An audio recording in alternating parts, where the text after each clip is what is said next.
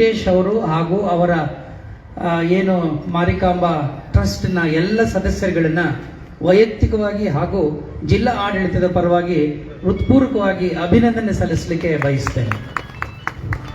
ಇದಕ್ಕೆ ಮುಖ್ಯವಾದಂಥ ರೂವಾರಿ ಹಾಗೂ ಅದರ ಹಿಂದೆ ಇರ್ತಕ್ಕಂಥ ಒಂದು ಅದಮ್ಯವಾದ ಶಕ್ತಿ ಅಂತ ಹೇಳಿದ್ರೆ ಮಾನ್ಯ ಶಾಸಕರು ನನಗೆ ಹೇಳಿದ್ರು, ಇಲ್ಲ ನೀವು ಬಂದು ಹೋಗಬೇಕು, 10-15 ನಿಮಿಷದಲ್ಲಿ ನಿಮ್ಗೆ ಕಳಿಸ್ತೀನಿ ಅಂತ ಹೇಳಿದರು.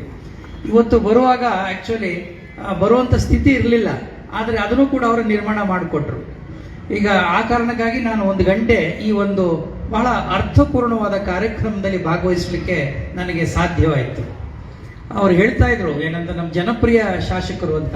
ನನಗೆ ಇನ್ನೊಂದು ಹೆಜ್ಜೆ ಮುಂದೆ ಹೋಗಿ ಹೇಳಿದ್ರೆ ಬಹುಶಃ ಅದು ಅತಿಶಯೋಕ್ತಿ ಅಲ್ಲ, ನೀವು ನಿಜಕ್ಕೂ ಪುಣ್ಯವಂತರು ಮಾಲೂರಿನ ಕ್ಷೇತ್ರದ ಜನ. ಯಾಕೆಂದ್ರೆ ಅವರು ಕೇವಲ ಜನಪ್ರಿಯ ಶಾಸಕರು ಮಾತ್ರವೇ ಅಲ್ಲ, ಅವರು ಜನಾನುರಾಗಿ ಶಾಸಕರು ಹೌದು.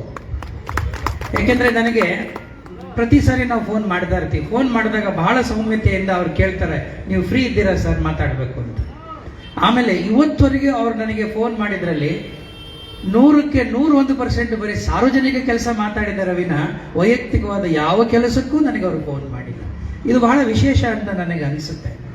ಆಮೇಲೆ ಸಾರ್ವಜನಿಕರ ಕೆಲಸವನ್ನ ಅವರು ಮಾಡುವ ರೀತಿ ಬಹುಶಃ ನಿಜಕ್ಕೂ ಬಹಳ ಅನುಕರಣೀಯ ಅಂತ ನನಗೆ ಅನಿಸ್ತದೆ. ವೆಂಕಟೇಶ್ ಅವರು ಹೇಳ್ತಾ ಇದ್ರು, ಅವರು ಪ್ರತಿ ಟೇಬಲ್ಗೆ ಹೋಗ್ತಾರೆ ಅಂತ. ನನಗೆ ಅವ್ರದ್ದು ಬಹಳ ಚೆನ್ನಾಗಿ ಖುಷಿ ಆಗೋದು ಏನಪ್ಪ ಅಂದ್ರೆ, ಒಂದು ವಿಷನ್ ಇಟ್ಕೊಂಡಿದ್ದಾರೆ. ನಾನು ಬರ್ತಾ ಇದ್ದಂಗೆ ಹೇಳಿದೆ, ಮಾಲೂರಿಗೆ ನಾವು ಬಂದಾಗೆಲ್ಲ ನಮ್ಗೆ ಏನ್ ಅನ್ಸುತ್ತೆ, ಬಹುಶಃ ನಾವು ಬೆಂಗಳೂರಿಗೆ ಬರ್ತಾ ಇದೀವೇನೋ ಅನ್ನತಕ್ಕಂಥ ಭಾವನೆ ಬರ್ತದೆ. ಆ ಬೆಂಗಳೂರಿನಲ್ಲಿ ಸಿಗ್ತಕ್ಕಂಥ ನಾಗರಿಕ ಸೌಲಭ್ಯಗಳೇನಿದೆ ಅದು ನಮ್ಮ ಜನಕ್ಕೂ ಸಿಗುವಂತಾಗಬೇಕು ಅನ್ನೋದು ಅವ್ರ ಉದ್ದೇಶ.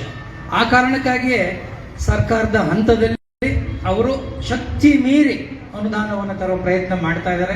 ಅವರೊಂದು ಕನಸು ಕಟ್ಕೊಂಡ್ಬಿಟ್ಟಿದ್ದಾರೆ, ಒಂದು 2 ವರ್ಷದಲ್ಲಿ ಇಡೀ ಮಾಲೂರನ್ನ ಒಂದು ಮಾದರಿ ಮಾಲೂರನ್ನಾಗಿ ಮಾಡಬೇಕು, ಆಧುನಿಕ ಮಾಲೂರು ಪಟ್ಟಣವನ್ನಾಗಿ ಕ್ಷೇತ್ರವನ್ನಾಗಿ ಮಾಡಬೇಕು ಅಂತ. ಪ್ರಾಯಶಃ ಅವರಿಗೆ ಭಗವಂತ ಮತ್ತು ಆ ದೇವಿ ಆ ಇಚ್ಛಾಶಕ್ತಿಯನ್ನು ಕರುಣಿಸಲಿ ಅಂತೇಳಿ ವೈಯಕ್ತಿಕವಾಗಿ ತಮ್ಮೆಲ್ಲರ ಪರವಾಗಿ ನಾನು ಆ ದೇವಿಯಲ್ಲಿ ಪ್ರಾರ್ಥನೆಯನ್ನು ಮಾಡ್ಕೋತೀನಿ. ಮತ್ತೆ ಇನ್ನೊಂದು ವಿಶೇಷ ಏನಪ್ಪಾ ಅಂತಂದ್ರೆ, ಇವರು ನಮ್ಮ ಮಾರಿಕಾಂಬಾ ಟ್ರಸ್ಟ್ನವ್ರು ಹೇಳ್ತಾ ಇದ್ರು, ಅಲ್ಲಿಗೆ ಬಂದಿದ್ದ ದುಡ್ಡೆಲ್ಲ ಈಗ ಒಂಥರ ಎಲ್ಲವನ್ನೂ ಕೂಡ ಸಮಾಜಕ್ಕೆ ದಾರಿ ಎರಿತಾ ಇದ್ದಾರೆ. ಎಷ್ಟು ಅದ್ಭುತವಾದ ಕೆಲಸ ನೀವು ಮಾಡ್ತಾ ಇದ್ದೀರಿ ಅಂತಂದ್ರೆ, ಕೆರೆಯ ನೀರನ್ನ ಕೆರೆಗೆ ಚೆಲ್ಲುವಂತ ನಮ್ಮ ಹಿರಿಯರು ಹಾಕೊಟ್ಟ ಮಾರ್ಗದಲ್ಲಿ ತಾವು ನಡೀತಾ ಇದ್ದೀರಿ. ಪ್ರಾಯಶಃ ಅದಕ್ಕೆ ಮತ್ತೆ ಆ ಮಾರಿಕಾಂಬೆಯ ಪ್ರೇರಣೆ ಅಂತ ನಾನು ಅಂದ್ಕೊಂಡಿದ್ದೀನಿ. ನಾನು ಹಿಂದೆ ಉತ್ತರ ಕನ್ನಡದಲ್ಲಿ ಕೆಲಸ ಮಾಡುವಾಗ ನಾನು ಕೇಳಿದೆ ಶಾಸಕರಿಗೆ, ಇದೇನಿಲ್ಲಿ ಮಾರಿಕಾಂಬೆ ಹೆಂಗ್ ಬಂತು? ಅಲ್ಲಿ ಸಿರಿಸಿನಲ್ಲಿರೋದು ಬಹಳ ಅತ್ಯಂತ ಪ್ರಸಿದ್ಧವಾದಂಥ ಮಾರಿಕಾಂಬೆ ದೇವಸ್ಥಾನ ತಮಗೆಲ್ಲ ಗೊತ್ತಿದೆ, ನಾನು ಅಲ್ಲಿ ಕೆಲಸ ಮಾಡೋದ್ರಿಂದ ಹೇಳ್ತಾ ಇದ್ದೀನಿ.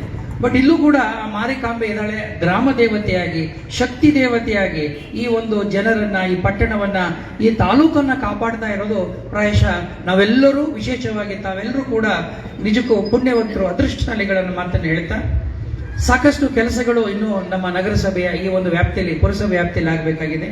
ಮುಖ್ಯವಾಗಿ ಇದು ಬಹುಶಃ ಇನ್ನು ಸ್ವಲ್ಪ ಕೆಲವೇ ತಿಂಗಳುಗಳಲ್ಲಿ ಇದು ನಗರಸಭೆಯಾಗೂ ಕೂಡ ಉನ್ನತೀಕರು ಆಗ್ತಕ್ಕಂಥ, ಮೇಲ್ದರ್ಜೆಗೆ ಇರ್ತಕ್ಕಂಥ ಎಲ್ಲ ಸಾಧ್ಯತೆಗಳು, ಲಕ್ಷಣಗಳಿಗಾಗಲೇ ಇದೆ. ಒಳ್ಳೆಯ ಆದಾಯವನ್ನ ಸಂಗ್ರಹ ಮಾಡ್ತಕ್ಕಂಥ ಒಂದು ಪೊಟೆನ್ಷಿಯಲ್ ಒಂದು ಒಂದು ಏನೋ ಪುರಸಭೆಯಾಗಿರ್ತಕ್ಕಂಥದ್ದು ಈ ಮಾಲೂರು. ಸೊ ಬಹಳ ವೇಗವಾಗಿ ಬೆಳೀತಾ ಇರ್ತಕ್ಕಂಥ ಪಟ್ಟಣಗಳಲ್ಲಿ ನಮ್ಮ ಇಡೀ ಜಿಲ್ಲೆನಲ್ಲಿ ಮಾಲೂರು. ಒಂದು ಭಾಗದಲ್ಲಿ ಇಂಡಸ್ಟ್ರೀಸ್ಗಳು ಬರ್ತಾ ಇದೆ, ಮತ್ತೊಂದು ಭಾಗದಲ್ಲಿ ಲೇಔಟ್ಸ್ಗಳು, ವಸತಿ ಎಲ್ಲ ಬರ್ತಾ ಇದೆ, ರೆಸಾರ್ಟ್ಸ್ ಬಂದಿದೆ, ಶಾಲಾ ಕಾಲೇಜುಗಳು ಬರ್ತಾ ಇದೆ. ನಿಜಕ್ಕೂ ಒಂದು ರೀತಿ ಅಭಿವೃದ್ಧಿಯ ಪರ್ವ ನಾವಿವತ್ತು ಕಾಣ್ತಾ ಇದ್ದೇವೆ. ಈ ಪರ್ವ ಅಭಿವೃದ್ಧಿಯ ಲಾಭ ಅಥವಾ ಅನುಕೂಲ ಎಲ್ಲರಿಗೂ ಆಗಬೇಕು. ಆ ಮೂಲಕವಾಗಿ ಮಾಲೂರು ಎಲ್ಲ ಒಂದು ಪಟ್ಟಣಗಳಿಗೆ, ನಗರಗಳಿಗೆ ಹೋಲಿಸಿ ನೋಡಿದಾಗ ಒಂದು ಉತ್ತಮವಾದಂಥ ಸೌಕರ್ಯಗಳನ್ನು ಕೊಡತಕ್ಕಂಥ ವಿಶೇಷವಾದಂಥ ಒಂದು ಪುರಸಭೆಯಾಗಿ, ನಗರ ಸಭೆಯಾಗಿ ಅಭಿವೃದ್ಧಿ ಆಗಲಿ ಅಂತ ಹೇಳಿ ಇವತ್ತು ನನ್ನನ್ನು ಅತ್ಯಂತ ಪ್ರೀತಿಯಿಂದ ಬರಮಾಡಿಕೊಂಡು ಮತ್ತೆ ಇಲ್ಲಿ ಕಾರ್ಯಕ್ರಮದಲ್ಲಿ ಭಾಗವಹಿಸಲಿಕ್ಕೆ ಮತ್ತು ದೇವಿಯ ಕೃಪೆಗೆ ಪಾತ್ರರಾಗಲಿಕ್ಕೆ ಸಹಕಾರ ನೀಡಿದಂಥ ಮತ್ತು ಉತ್ತೇಜನ ನೀಡಿದಂಥ ಮಾನ್ಯ ಶಾಸಕರಿಗೂ ಹಾಗೂ ಪುರಸಭೆಯ ಎಲ್ಲ ಎಲೆಕ್ಟೆಡ್ ರೆಪ್ರೆಸೆಂಟೇಟಿವ್ಸ್ಗೆ ಮತ್ತೊಮ್ಮೆ ನಾನು ವಂದಿಸುತ್ತಾ ನಾನು ಮಾತನ್ನು ಮುಗಿಸ್ತೇನೆ.